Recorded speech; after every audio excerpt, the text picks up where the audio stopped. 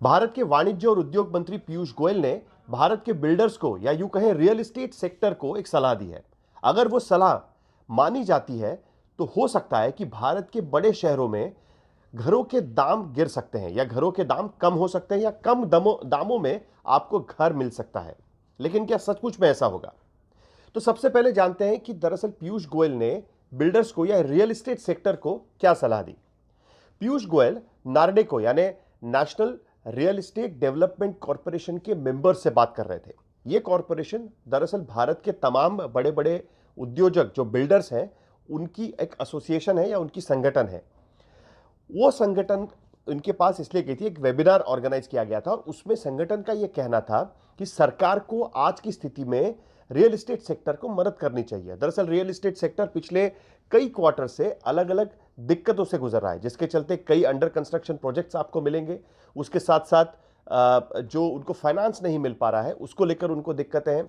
GST की अपनी दिक्कत है जिसको लेकर समस्या है। और उसके साथ साथ सबसे बड़ी उनकी समस्या है कि क्या उनको दाम जो घरों के मिलने चाहिए वो क्या मिल पाएंगे, और क्या वो जो बड़े बड़े लोन उन पर है क्या उसको वो सस्टेन कर पाएंगे। ये सारी दिक्कतें हैं जिसको लेकर वो केंद्र सरकार के पास गए थे। इस वेबिनार में पीयूष गोयल ने उनको ये कहा कि आप बात समझ लीजिएगा, जो स्थिति आज की है उसके मद्देनजर आपको रियलिस्टिक प्राइजेस रखनी होगी, यानी आपको दाम कम करने पड़ेंगे। अगर आप पर लोन है तो आप लोन चुकाने के लिए घर घर बेच दीजिएगा, इन्वेंट्री आपके पास जमा करके मत रखिए।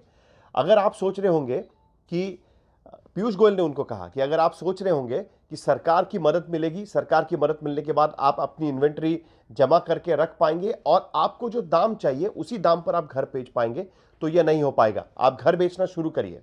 दरअसल सरकार की कोशिश है कि किसी ना किसी तरीके से इकोनॉमी रिवाइव हो, किसी ना किसी तरीके से लेन देन इकोनॉमी में शुरू हो सकता है कि उसके मद्देनजर भी बिल्डर्स को पीयूष गोयल ने सलाह दी है। लेकिन क्या सचमुच बिल्डर्स ये सलाह मानेंगे? तो हमने कई बिल्डर्स से बात करने की कोशिश की, उनकी कई सारी दिक्कतें हैं। उनका ये कहना है कि जिस तरीके से प्रीमियम चार्ज किया जा रहा है सरकार की तरफ से, और खास करके रेडी रेकनर रेट्स जो सरकार के द्वारा तय किए जाते हैं। मुंबई जैसे शहर में रेडी रेकनर के दाम जिसको लेकर आपके घर का दाम तय होता है, वो दाम 6,000 रुपए प्रति स्क्वायर फीट से लेकर 60 से 70,000 रुपए प्रति स्क्वायर फीट तक है, और उसके ऊपर बिल्डर अपना प्राइस घर का लगाते हैं।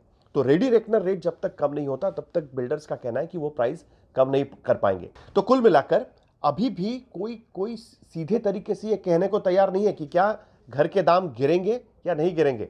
हाँ, इतना जरूर है कि फिलहाल कई बिल्डर्स के पास और कोई समस्या और कोई चारा नहीं रह गया है कि उनके पास जो इन्वेंट्री है उसे वो खाली करें, कम कीमत में उसे बेचे और उस प्रोजेक्ट से बाहर निकले। क्योंकि कई कई बिल्डर्स पर करोड़ों रुपए का लोन है, करोड़ों रुपए का कर्जा है जिसका ब्याज वो चुकता कर रहे हैं, और एक स्थिति ऐसी ना हो जाए कि जब वो लोन नहीं दे पाएंगे और कई सारे अंडर कंस्ट्रक्शन प्रोजेक्ट्स इसी तरीके से फंसे रहेंगे जिस तरीके से हमने इससे पहले कई महानगरों में देखा हुआ है।